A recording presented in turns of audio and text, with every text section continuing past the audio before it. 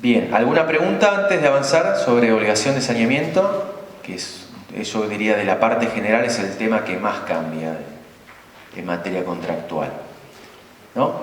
Bueno, avanzamos entonces. En materia de seña, otro cambio fundamental y que tiene consecuencias que yo creo que todavía no materializadas por la mayoría. Al unificarse el Código Civil y Comercial, ustedes recuerdan, el Código Civil la seña era penitencial, es decir, daba la facultad de arrepentirse, es decir, quien entregó la seña perdía la seña, quien recibió la seña debía darla doblada, y el Código de Comercio establecía el carácter confirmatorio de la seña, es decir, que la seña implicaba principio de ejecución del contrato. Al unificarse el nuevo código, el carácter de la seña para todos los contratos es confirmatorio, salvo que las partes lo pacten diferente. Es decir, si yo doy seña, estoy iniciando la ejecución del contrato y si desaparezco, la otra parte me puede exigir el cumplimiento del contrato. Es decir, no, bueno, pierdo la seña, ¿sí? Un cambio yo creo bastante importante también. Sin perjuicio de que por acuerdo de partes le pueden dar el carácter penitencial, es decir, el que la entregó la perderá, el que la recibió deberá devolverla doblada.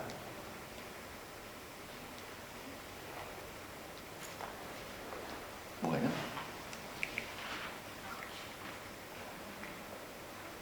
Para adelante. Ahí está. Interpretación. En materia de interpretación de los contratos, también, como vemos, el código deconstruye la noción unitaria de contrato y ahora tenemos varias nociones de contrato, es decir, y depende de qué tipo de contrato estemos, vamos a aplicarle reglas diferentes. Establece reglas de interpretación para los contratos paritarios en el artículo 1061 a 1068, buena fe, intención de las partes, la confianza, importante esta incorporación. También reglas en materia de contratos de adhesión, en el artículo 987, la regla de la interpretatio contra stipulatorem, es decir, se va a interpretar en caso de duda en contra del que predispuso. Y en materia de contratos de consumo, vamos a profundizarlo ahora más adelante, los principios del derecho del consumidor, fundamentalmente el principio protectorio y el principio de sustentabilidad, establece los artículos 1095 y 1096 como criterios de interpretación del contrato, de interpretación del derecho y también de interpretación de la prueba. Se incorpora una teoría general del subcontrato. En el Código de Vélez teníamos de manera dispersa el subadquirente, el sublocatario, el subcontratista de obra. Ahora tenemos como principio general el 1069 que todos los contratos pueden en principio subcontratarse, salvo que las partes lo hubiesen expresamente prohibido, y reconoce acciones directas entre subcontratante y subcontratado y el contratante original.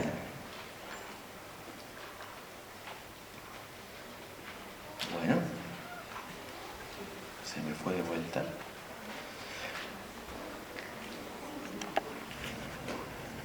Es la que dice extinción, modificación y adecuación del contrato. Vamos a ir analizando qué cambios hay en materia de extinción de los contratos. En primer lugar, tenemos, ustedes recuerdan, el primer modo de extinción, la rescisión bilateral, el llamado mutuo disenso o distracto. Eso queda igual ahora en el artículo 1076. Luego se establece la posibilidad de que el contrato pueda ser extinguido por una de las partes. Tampoco hay modificación. Rescisión unilateral, resolución, revocación. Muy bien, ahí estamos.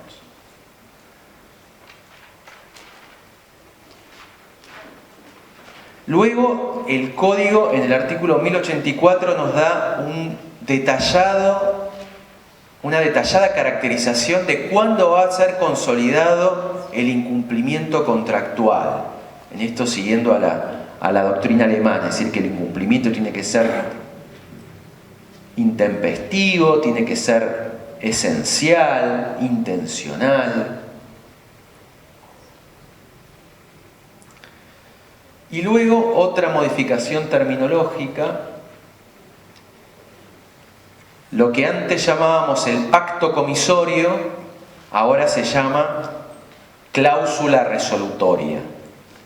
Cláusula resolutoria expresa en el artículo 1086, es decir, cuando las partes expresamente en el contrato establecen que ante el incumplimiento de una de las partes, la otra comunicará su voluntad de resolver el contrato mediante un medio fehaciente, y la cláusula resolutoria implícita a partir del artículo 1087, que al igual que en el Código de Vélez, ante el incumplimiento podrá, previa interpelación en un plazo no menor a 15 días,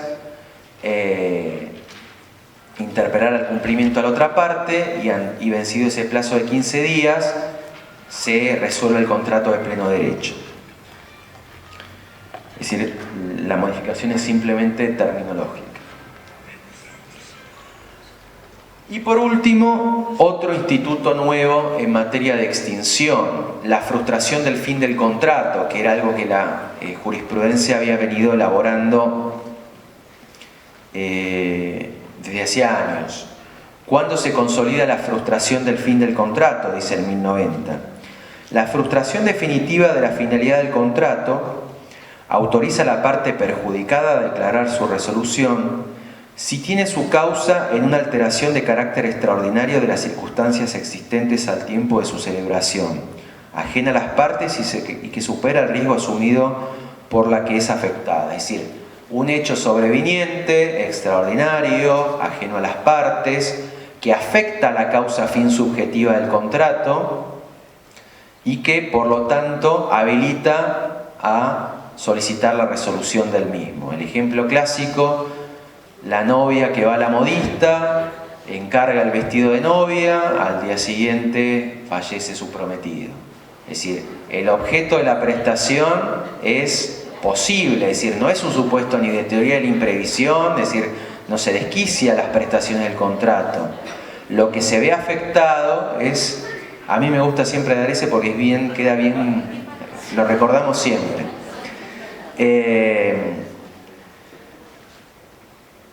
No se ve afectada la prestación, lo que desaparece es la causa fin que motivó el contrato.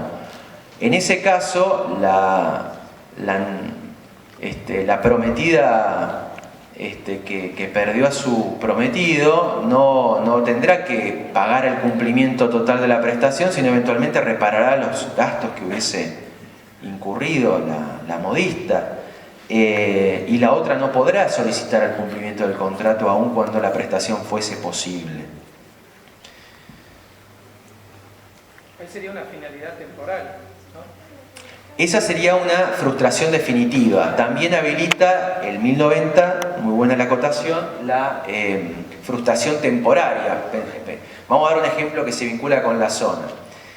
Compro un ski week a San Martín de los Andes y llego, estoy por abordar y no hay nieve.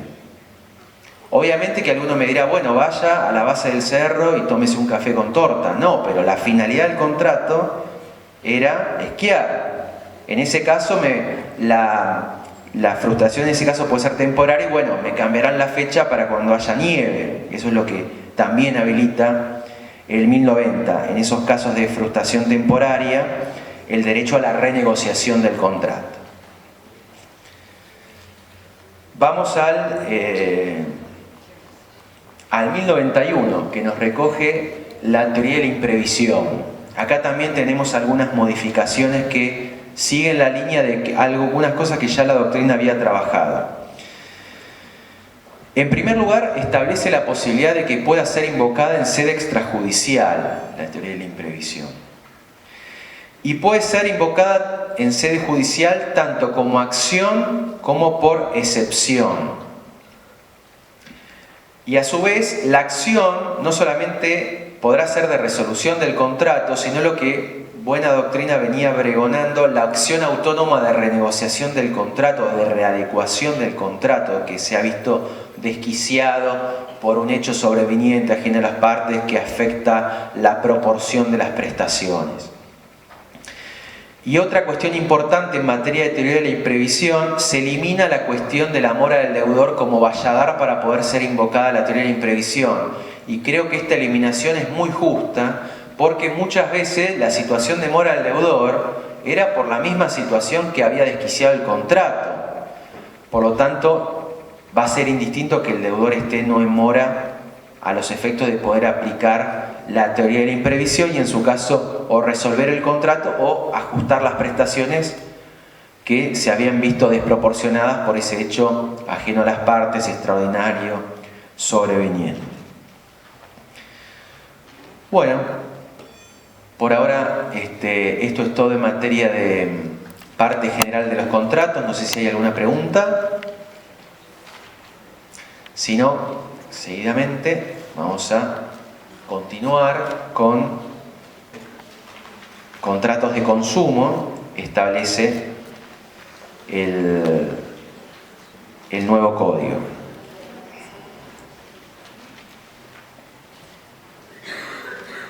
La siguiente filmina, por favor. Vamos a ir entrando en tema. Siempre me gusta comenzar cuando hablo de derecho del consumidor, que el derecho del consumidor no es más que la respuesta que el campo jurídico da a las importantes transformaciones económicas, sociales y culturales que las sociedades occidentales han atravesado y continúan atravesando a partir de la consolidación de lo que llamamos la sociedad de consumo. ¿Qué características tiene esa sociedad de consumo? Si en la sociedad agraria, que fue la que originó los códigos clásicos, se caracterizaba por contratos cara a cara en el cual dos partes en pie de igualdad, previo a una negociación, arribaban a un acuerdo, en la sociedad de consumo tenemos producción tecnificada y masificada, despersonalización y estandarización de las condiciones de comercialización y de los bienes y servicios. Es decir, muchas veces vamos al supermercado, compramos cosas y tal vez con la persona que nos atiende no tenemos ni un intercambio visual, es decir, y eso es parte de la sociedad de consumo en la que vivimos. ¿Qué otras características tiene la sociedad de consumo?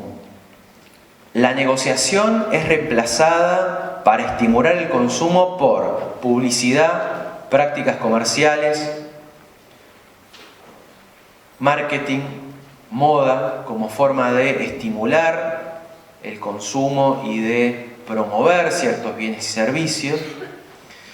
Y la otra pata de la sociedad de consumo, es decir, con la publicidad, la moda, las prácticas comerciales, el poder de la marca, que cierta marca nos da prestigio, calidad, etc., generamos la necesidad del consumo y el acceso al consumo lo garantizamos por la otra pata de la sociedad de consumo, que es la masificación del crédito, muchas veces con consecuencias disvaliosas a partir del fenómeno del sobreendeudamiento de los consumidores.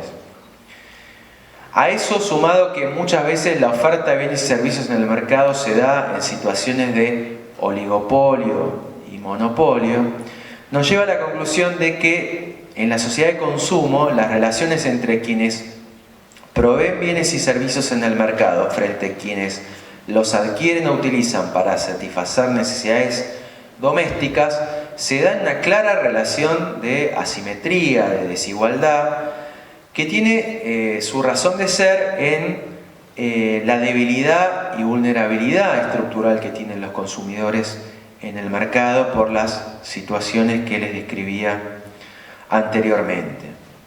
Frente a eso, entonces, surge el derecho del consumidor como un sistema de normas principiológicas, de fuente constitucional, esencialmente protectorias de la parte débil y vulnerable de la relación jurídica, que son los consumidores y usuarios, es decir, quienes adquieren o utilizan bienes o servicios para satisfacer necesidades personales, domésticas, privadas, frente a quienes lo proveen en el mercado. Derecho del consumidor que atraviesa todo el ordenamiento jurídico y que resultará aplicable en tanto se consolide la idea llave que abre la puerta al derecho del consumidor, que es la idea de relación de consumo. Es decir, si estamos en presencia de una relación de consumo, van a resultar aplicables las normas, principios e instituciones del derecho del consumidor. Y esto muchas veces va a generar, desde la teoría clásica sería herejía. El derecho del consumidor tiene esa vocación iconoclasta, viene a romper muchas de las estructuras tradicionales. Es decir, el derecho del consumidor viene a revisitar y resignificar la mirada sobre los problemas clásicos a la luz de estas nuevas normas, principios e instituciones. En el derecho comparado hay diferentes modelos en relación a cómo se incorpora el derecho del consumidor en los ordenamientos nacionales. Un primer modelo, el modelo alemán, podríamos decir, es el de incorporar las normas de protección al consumidor dentro de los códigos civiles. Es el modelo del BGB en Alemania, del Código Civil de Quebec en Canadá. Otro segundo modelo es el de dictar leyes independientes de protección al consumidor. Ese ha sido el modelo de España, de la mayoría de los países latinoamericanos. Es decir, conviven y coexiste el Código Civil y las normas de protección al consumidor. Y un tercer modelo, tal vez un poquito más sofisticado que el segundo, es el de dictar códigos de defensa del consumidor. Es decir, el modelo adoptado por Brasil, por Italia, es decir, que tienen un código civil y un código de defensa del consumidor. El Perú también, recientemente. Si uno mirara esto, diría, bueno, ¿qué modelo es el que adherió la Argentina? Hasta el 2014 uno diría claramente el segundo modelo. Es decir, a partir del año 93, con la sanción de la 24240 primero, con varias modificaciones posteriores. Si me permiten la analogía religiosa, yo siempre digo, el derecho del consumidor tuvo su bautismo, no porque haya nacido con la 24240, y tuvo su confirmación con la elevación al rango constitucional en el año 94 a través de la incorporación de varias normas, principalmente el artículo 42. En el año 2008 la modificación de la 26361 amplió sin duda los horizontes del derecho del consumidor. Y en el año 2014 tuvimos dos hechos importantes en materia de derecho del consumidor.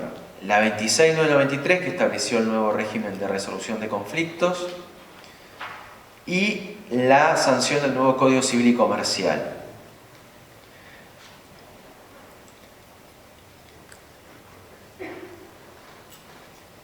¿Qué hizo el Código Civil y Comercial en materia de derecho del consumidor? Incorporó dentro del Código ciertas normas que los propios autores del anteproyecto denominan un núcleo duro de tutela, es decir, cierta protección mínima en materia de derecho del consumidor, dejando subsistentes a las normas del sistema protectorio, es decir, subsiste la vigencia de la 24240, de las leyes especiales, de la ley de tarjeta de crédito, medicina prepaga, tiempo compartido, de las leyes locales, de las normas administrativas, pero van a tener que necesariamente dialogar con las previsiones del núcleo duro que da el Código Civil y Comercial. ¿Qué dicen los propios autores del anteproyecto entonces en ese sentido? Se prevén ciertas previsiones dentro del Código como un núcleo duro de tutela, sin perjuicio de que una ley especial dé una protección mayor. Es decir, los propios autores reconocen que la 24240, por ejemplo, da una protección mayor en muchos de los institutos que ellos mismos regulan en el Código. y que ese ejercicio de aplicación e interpretación de normas va a requerir de un necesario diálogo de fuentes a la luz de los principios del derecho del consumidor. Es decir, ya no juegan acá los principios clásicos, norma especial, norma general, norma anterior, norma posterior, norma de mayor o de menor jerarquía, sino que van a regir los principios del derecho del consumidor, que el nuevo código fortalece y consolida. ¿Cuáles son estos principios que además por el artículo 2 son fuente de interpretación y aplicación del derecho?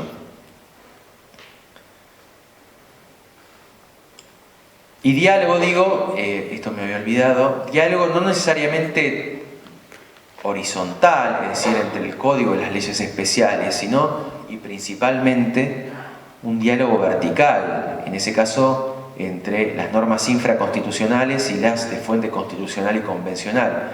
En esos casos, más que un diálogo, va a ser un monólogo, ¿no? Donde las normas constitucionales van a darle contenido a las normas infraconstitucionales. Esa comunicación lingüística que implica el diálogo de fuentes tiene que hacerse, decíamos, a la luz de los principios del derecho del consumidor. ¿Cuáles son esos principios del derecho del consumidor que el nuevo código enumera y fortalece? En primer lugar, y los que vengan de la experiencia del derecho del trabajo van a ver que son muy similares los del derecho del consumidor a los del derecho del trabajo. En primer término, el principio protectorio, tal vez la esencia del derecho del consumidor, que tiene su fundamento en esto que decíamos, la desigualdad y vulnerabilidad estructural que tienen los consumidores en el mercado. Principio protectorio que está reconocido como criterio de interpretación y de aplicación del derecho en el artículo 1094 del Código Civil y Comercial, con fuente en la Constitución Nacional, y en el 14 infine también del nuevo código. De ese principio protectorio derivan tres reglas. La primera es la regla in dubio pro consumidor. ¿Qué quiere decir esto? Que en caso de dos o más interpretaciones posibles sobre una misma norma, deberá privilegiar el operador jurídico aquella que fuese más favorable al consumidor, tanto respecto de la interpretación del derecho, artículo 3 y 1094 del Código Civil y 3 de la Ley de Defensa del Consumidor, 1094 del Código Civil y Comercial, como de la interpretación de los contratos por el 37 de la 24240 y el 1095 del Código Civil y Comercial. Y por el 53 también como criterio de interpretación de la prueba va a ser aplicable la regla in dubio pro consumidor. ¿Qué otra derivación tiene el principio protectorio? La regla de la norma más favorable, recogida en el artículo 3 de la 24240 y consolidada ahora en el 1094 segunda parte y en el 7 tercer párrafo, cuando dice que las normas de protección al consumidor pueden aplicarse aún retroactivamente cuando fuesen más favorables. ¿Qué quiere decir esto de regla de la norma más favorable? Que cuando a una relación jurídica resulten aplicables dos o más normas y esas normas brinden soluciones diferentes, deberá privilegiarse la norma que fuese más favorable al consumidor. Por ejemplo, una ley especial, ley de seguros, da un plazo de prescripción. El Código Civil nos da otro plazo de prescripción. ¿Cuál debemos aplicar? Aquella norma que resulte más favorable al consumidor, es decir, los 5 años y no el año de la ley de seguros. Una norma nos da una extensión de los alcances de un derecho y otra nos da un alcance diferente. Se debe aplicar la norma que da la protección mayor. Otra derivación del principio protectorio, la regla de la condición más beneficiosa, que tiene fundamento en los principios de derechos humanos de progresividad y no regresividad. Es decir, en materia de derechos de los consumidores, y los derechos de los consumidores son derechos humanos, ni un paso atrás, es decir, nunca el ordenamiento jurídico puede retroceder en materia de estándar de protección, como así tampoco en materia de prestaciones particulares de un contrato puede irse a regresividades. Y se me ocurre, por ejemplo, el ejemplo de las medicinas prepagas.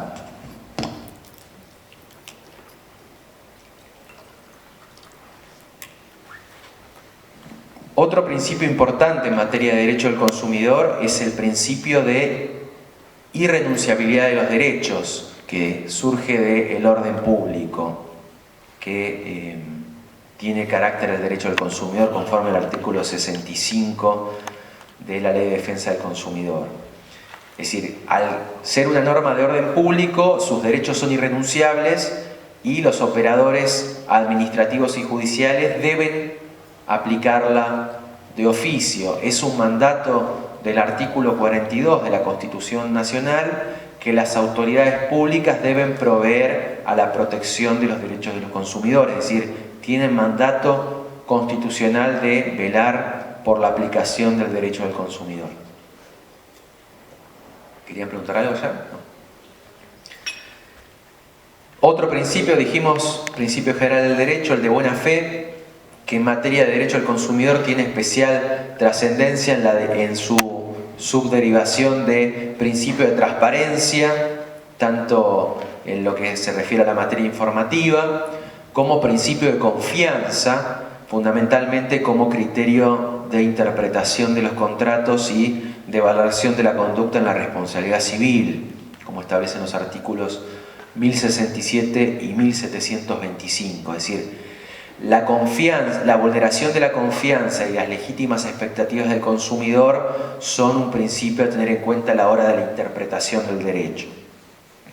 El principio de realidad, es decir, que la realidad está por encima de las formas que las partes hubiesen previsto, y esto se vincula, por ejemplo, en toda la teoría elaborada en relación a los pagarés de consumo y la posibilidad que los jueces rechacen la ejecución del pagaré ante la presunción de que detrás de ellos se esconde una relación de consumo y se pueden ver vulnerados derechos de los consumidores como el derecho a la información que contempla en materia de operaciones financieras y de crédito para el consumo el artículo 36.